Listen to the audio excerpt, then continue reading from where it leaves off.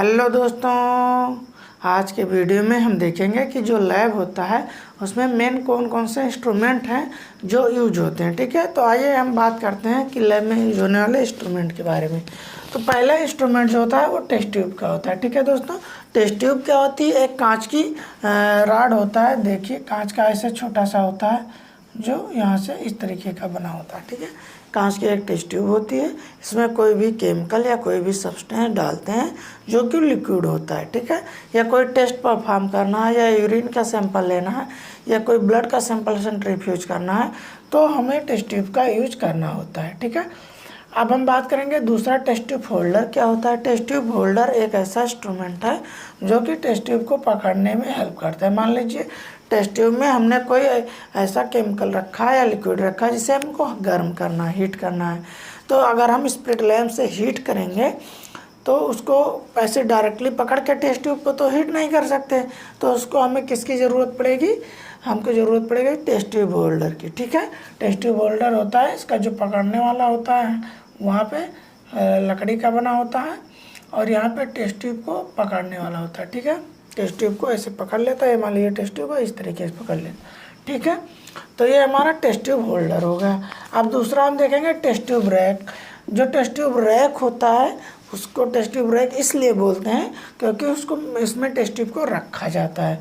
मान लीजिए ये हमारा रैक हो गया, इसमें ऐसे बने होंगे इस तरीके के कुछ, इसी में हमको टेस्ट ट्यूब रखना होता है। ठीक है, तो ये टेस्ट ट्यूब रखने की इंस्ट्रूमेंट को टेस्ट ट्यूब रैक बोलते हैं। आइए अगला हमारा इंस्ट्रूमेंट है फनल। फनल का हिंदी जो होता है वो क्यूब होता है। ठीक है, क्यूब होता है दोस्तों। ये क्या होता है? ये इस तरीके का कुछ इंस्ट्रूमेंट है जो कि हमें मान लीजिए कोई केमिकल है या कोई लिक्विड है या हमारा कोई स्टेन है, तो उसको हमें बॉटल में कहीं या सकरे वाले, मान लीजिए उसका ऊपर वाला भाग सकरा है, बॉटल में हमें रखना है, तो इस कीप की हेल्प से हम उसको रखते हैं। ठीक है, तो कीप इसलिए रखा जाता है। या हमें कोई भी स्टेन या कुछ फिल्टर करना है तो यहाँ टिश्यू पेपर लगा के फिल्टर करके बॉटल में हम लोग स्टोर कर लेते हैं। ठीक है, टेस्ट ट्यूब की हिंदी की बात करें तो टेस्ट ट्यूब का जो हिंदी होता है दोस्तों वो परख नली होता है। ठीक है,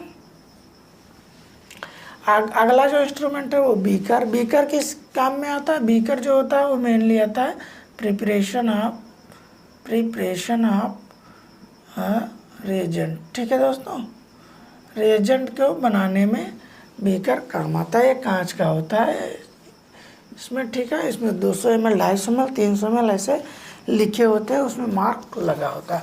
अगला है पेट्री-डिश। पेट्री-डिश एक कांच की प्लेट होती है, उसमें क्या करते हैं बैक्टीरियल ग्रोथ कराने के लिए या कल्चर करने के लिए यूज किया जाता है।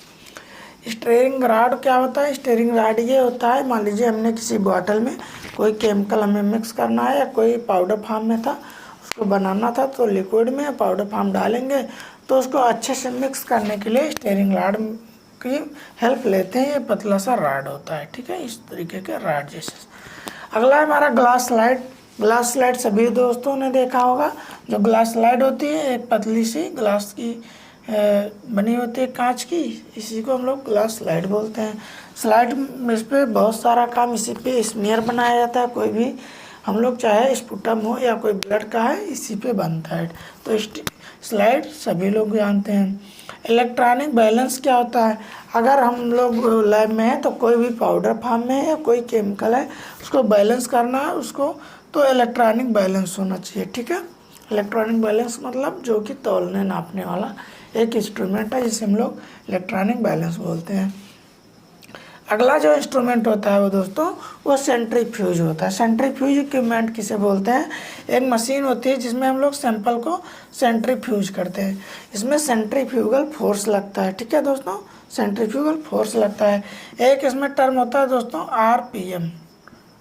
ये क्या होता है? हमको कितने मिनट के लिए कितने आरपीएम पे सेंट्रीफ्यूज करना है, ये हमें उसमें टाइमिंग सेट करनी होती है। आरपीएम सेट करना होता है। आरपीएम होता क्या? रोटेशन पर मिनट। ठीक है, तो उसमें जितने आप सेट करेंगे 5 मिनट के लिए तो उतने बार, या 5000 रोटेशन पर मिनट या कितना ये आप सेट करेंगे, उसी के अनुसार वो रोटेट करेगा। ठीक है, उतनी स्पीड में रोटेट करेगा। अगला हमारा कोनिकल फ्लास्क। ये भी कांच का होता है दोस्तों। कुछ इस तरीके का होता है ये कोनिकल फ्लास्क, इस तरीके का, ठीक है। इसका जो ये सिरा है ये कोनिकल है, इसीलिए इसको कोनिकल फ्लास्क बोलते हैं। एक मेजरिंग सिलेंडर होता है दोस्तों। मेजरिंग सिलेंडर ऐसा लंबा सा होता है, इसमें हर जगह 100 ml, 200 ml, 300 ml, 400 ml ऐसे ऐसे लिखा रहेगा, पूरा लिखा रहेगा। इसमें मान लो ये 1000 ml का था, ठीक है, मीन्स 1 लीटर का था। तो इससे हमें जब कोई केमिकल बनाना होता है तो हम मेजर करते हैं, तो इसीलिए इसको मेजरिंग सिलेंडर बोलते हैं, ठीक है। एक ब्लड पिपेट आता है, जैसे कि आप लोग देखे होंगे WBC जब काउंट किया जाता है तो एक पतली सी रॉड होती है, उसमें इस यहाँ पे वाइट बीड होते हैं, तो एक पतली सी रॉड होती है, उसी को हम लोग ब्लड पिपेट करते हैं, ब्लड पिपेट बोलते हैं, ठीक है। तो WBC की अलग होती है, RBC की अलग होती है। अब वाटर बाथ क्या होता है, एक वाटर होता है दोस्तों, वहाँ पे नीचे इलेक्ट्रिक हीटर लगे होते हैं और उसमें वाटर भरा होता है, तो उसका यूज किया जाता है। मान लीजिए कहीं पे हमें कोई टेस्ट ट्यूब गर्म करनी है वाटर बाथ से कुछ टाइम के लिए, तो उसी में रख देते हैं और उसको ऑन कर देते हैं, तो इसका यूज यहाँ पे होता है। हॉट एयर ओवन एक इंस्ट्रूमेंट होता है जो कि स्टरलाइजेशन में मेनली इसका वर्क होता है। इसको हम पूरा डिटेल में आपको स्टरलाइजेशन में बताएंगे दोस्तों। इसमें भी टेम्परेचर होता है, टाइमिंग होता है, वो सारा। इनक्यूबेटर क्या होता है, मान लीजिए हमने किसी भी बैक्टीरिया को या फंगल को ग्रोथ करवाना है तो इनक्यूबेट कर देंगे। इनक्यूबेटर का टेम्परेचर सेट कर देंगे, मान लो 37 डिग्री सेल्सियस जो हमारा बॉडी टेम्परेचर का होता है उतने पे सेट कर देंगे, और उतने टेम्परेचर हम बाहर तो मिल नहीं पाएगा, तो किसी भी बैक्टीरिया या कोई भी हमें ग्रोथ कराने के लिए माइक्रो ऑर्गेनिज्म को इसी के अंदर उतने टाइम के लिए रख देंगे और ये ग्रोथ हो जाएगा। तो इतने सारे इंस्ट्रूमेंट थे और बहुत सारे इंस्ट्रूमेंट है दोस्तों, तो हमने इतना सारा बताया। अगर इनमें कोई कंफ्यूजन है प्लीज़ कमेंट करिए, और मिलते हैं फिर नेक्स्ट वीडियो में। तब तक के लिए थैंक यू।